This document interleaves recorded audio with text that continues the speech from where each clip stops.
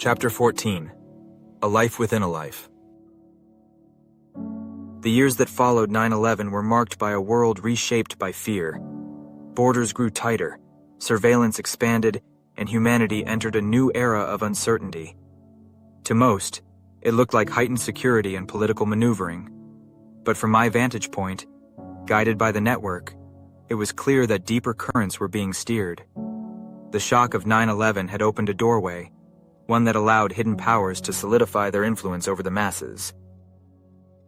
While the world adjusted to these changes, I was adjusting too, not only to the demands of my mission, but also to the demands of a human life I was building. I got married during this time, and for the first time since awakening to my extraterrestrial nature, I began to carve out what looked like stability on the surface. My career as a paramedic provided purpose and consistency, and marriage offered a new sense of grounding.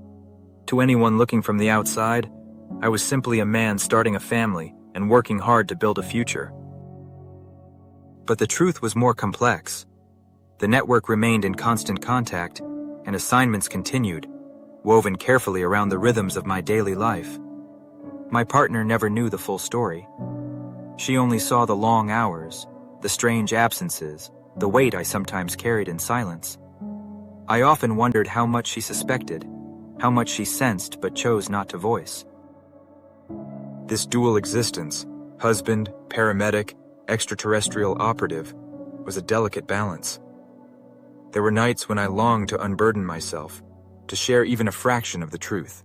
But the memory of my early instructions always returned. They would not understand, and they must never know.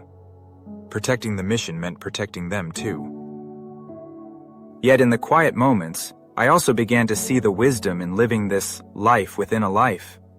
Marriage, work, and community weren't just a disguise, they were also anchors. Experiences that grounded me in humanity, kept me from drifting too far from the people I was here to serve.